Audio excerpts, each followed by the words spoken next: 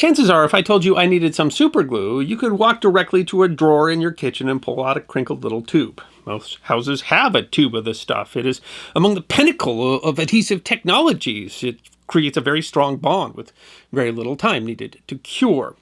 Adhesives have been around for most of human history, but it wasn't until the 20th century that cyanoacrylates were discovered. Twice, both times by accident. And the product that has 1 million household uses probably has one or two of which you were totally unaware. It is a sticky history that deserves to be remembered. Ever since humans began making things, it must have been obvious that it's easier to take something apart than it is to stick it together. There are many ways to bring things together, from welding to sewing, but for many applications, the use of an adhesive is the best means of attaching two objects. An adhesive is any non-metal material used to stick two objects together and resist their separation. There's evidence that humans and even Neanderthals were making use of natural adhesives to stick tool heads to handles as far back as 200,000 years ago.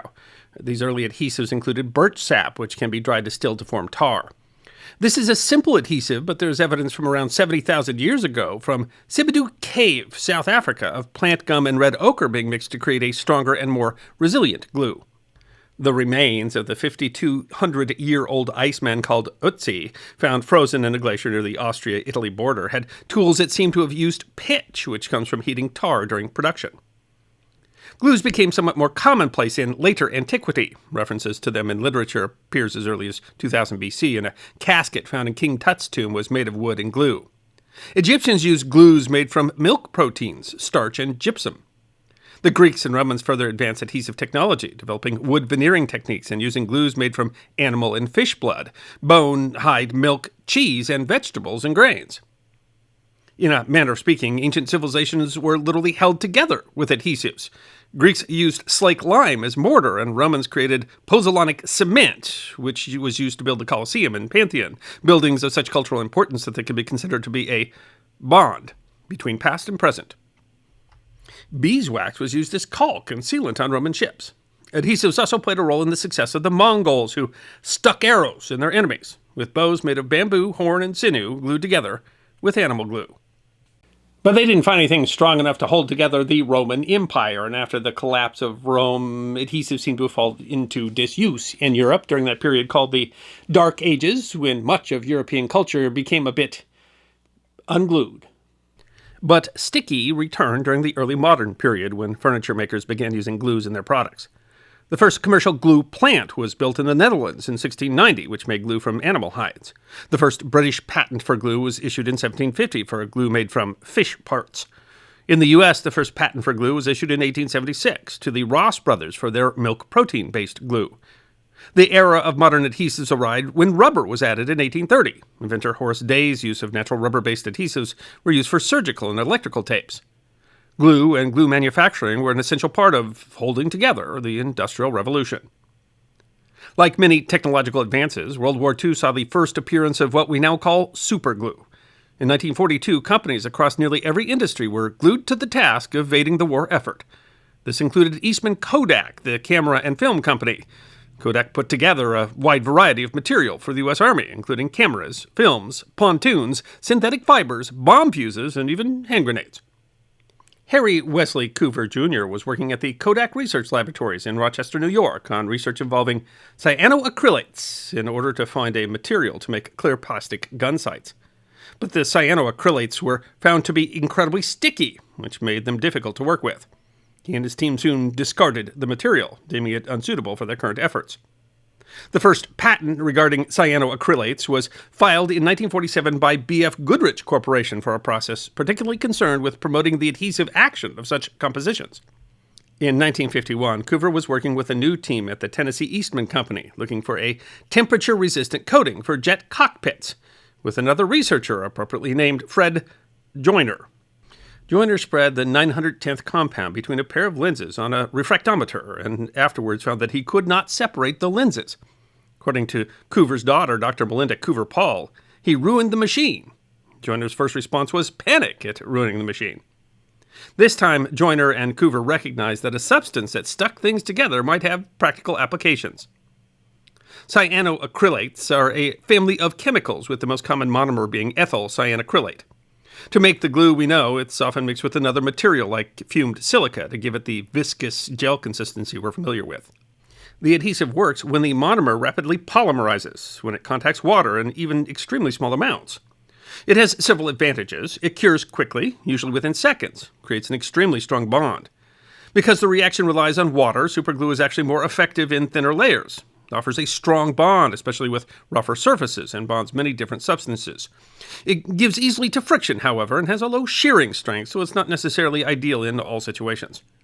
Coover and Kodak submitted a patent application in 1954 for alcohol-catalyzed alpha cyanoacrylate adhesive compositions, which was granted in 1956. Dubbed Eastman 910 and later to Superglue, this new adhesive hit the market in 1958, after problems of production and packaging were solved. Inventing a product is only part of the equation for success, however, as Coover put it. Sometimes a product fills a need which nobody realizes he has. To prove that the glue was as sticky and strong as he claimed, Coover appeared on an episode of the TV show I've Got a Secret. Coover's secret was that he could lift host Gary Moore off the floor with one drop of liquid. He proved it, too, by using one drop to glue two metal pieces together, screwing a crossbar into them and lifting Moore using a hoist. The trick of using a small amount of glue to lift heavy things remained a mainstay of Superglue's advertising. Among the first was in 1958, when superglued chains lifted a car with 5 women 15 feet off the ground. An article in the November 14th edition of the New York City's Daily News declared 1 drop of Eastman 910 will support 2.5 tons. In a commercial in the 1980s, Coover stood in a lab coat, while behind him a man hangs from the ceiling by his heels. A 1971 advertisement saw Eastman 910 affix a piano upside down to a ceiling, and a 1973 ad showed a tractor in the air with the tagline, 1 drop holds 5,000 pounds. One of the first sales was to architectural engineers Mason and Hanger, then contracted to the Atomic Energy Commission's Nevada test site, where the miracle substance of the atomic age was used to assemble a nuclear bomb. Perhaps more surprising, the glue was soon recognized for its potential use in medicine. As early as 1960, superglue was studied in surgical settings. A team of researchers at Tokyo University's medical school under Dr. Seiji Komoto successfully used the glue to seal wounds in dogs and rabbits, and used it on a human for the first time in December 1960. The Democrat and Chronicle of Rochester, New York, reported that Eastman 910 had been used in at least 70 sutureless operations, primarily in appendectomies, but also in gastrointestinal surgeries and even an artery graft. But using it for medical purposes in the United States would require the approval of the Food and Drug Administration, and Kodak turned over studies on that possibility to another company. Kodak entered into an agreement with a company called Ethicon, a subsidiary of Johnson & Johnson, to examine medical applications. Methyl cyanoacrylate, the kind in superglue, proved to be toxic, so different cyanoacrylates were tested, and butyl and isobutyl cyanoacrylates proved less harmful. Attracted by possible use in wartime, U.S. Army researchers also got involved. According to Coover, the new formula, along with an ingenious spray applicator, proved effective in rejoining veins in arteries and intestines, but also in surgeries involving the eyes and cosmetic surgery. It had promised to help with ulcers and dental surgery as well. Perhaps most importantly, it was used as a hemostatic agent to stop bleeding temporarily. In 1964, Coover and Ethicon Company applied for the approval, but owing to the potential of superglue to irritate skin, the version was never approved for medical use in the United States, although different cyanoacrylates have been approved, the first in 1998.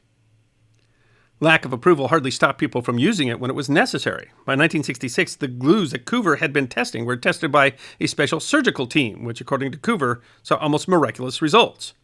The difficulty was stopping bleeding long enough to get seriously wounded soldiers to the surgical units and stop the bleeding long enough to deal with the injury. The spray was used in at least 30 documented cases, and likely more, of surgically untreatable hemorrhage from damage to organs like the liver and kidney. Studies of its use were promising, and the spray proved to be effective as a hemostatic agent, and it left no noticeable toxicity. Coover spent another 6 years trying to earn approval, but the FDA was concerned about possible carcinogenic effects that might appear if the glue was approved and used broadly. There was evidence of tumors developing in rats when implanted with solid cyanoacrylate polymer discs. The FDA wanted further study, and the potential cost forced Coover and Ethicon to shelve the project. Though superglues were used in medical procedures in Germany, Austria, Japan, and others in the 1960s and 70s, it took a new kind. 2-octyl cyanoacrylate, sold as Dermabond, to be used in the United States. It has since been used in many of the applications Coover originally tested under brands like Soothe & Seal for dentistry, Nexip Band for veterinary use, and Band-Aid brand liquid bandage. It's important to note that most superglues are not recommended for closing wounds, as they can cause irritation and swelling. Kodak sold cyanoacrylate to Loctite in the 1960s, which sold it as Loctite Quickset 404. Loctite developed its own superglue in 1971 called Super Bonder. And eventually, Kodak's entire cyanoacrylate business was sold to National Starch and Chemical, which formed Permabond using Coover's original formula. In 1978, the Criminal Identification Division of the Japanese National Police Agency found a new use for superglue, catching sticky-fingered criminals by using the cyanoacrylate fuming method. Using superglue, latent invisible fingerprints can be extracted. Remnants from the fingers, including oils and organic compounds, can remain on surfaces for some time, even if they aren't visible to the naked eye. The glue reacts to these remnants, producing a visible, sticky, white material that forms along the ridges of the fingerprint. It isn't as simple as gluing over the surface, however. The object that an investigator suspects has invisible fingerprints is put into an airtight tank with a heater. Glue is put on the heater and the tank is sealed. The glue is boiled in the heater and the gaseous cyanoacrylate will bond to the hidden prints. The method is now widely used by police agencies around the world. Cyanoacrylates have really changed the world and still continue to hold many of its pieces together. In fact, it can hold almost anything together, including the past itself, as paleontologists have determined that it's pretty much the perfect substance for holding together fossils that are sometimes damaged during excavation. Harry Coover was a prolific inventor. He had more than 460 patents to his name, but his daughter, Dr. Melinda Coover, said that he got a particular kick out of being Mr. Superglue. He was particularly proud of what he called programmed innovation, which was a management technique that's designed around research and development. He received many awards over his lifetime. In 1983, he was elected to the National Academy of Engineers. In 2004, he was inducted into the National Inventors Hall of Fame. And in 2010, he was awarded the National Medal of Technology and Innovation by President Barack Obama. Harry Coover, Mr. Superglue, passed away in March of 2011. I hope you enjoyed watching this episode of The History Guy, and if you did, please feel free to like and subscribe and share The History Guy with your friends. And if you also believe that history deserves to be remembered, then you can support The History Guy as a member on YouTube, a supporter on our community at Locals, or as a patron on Patreon. You can also check out our great merchandise shop or book a special message from The History Guy on Cameo.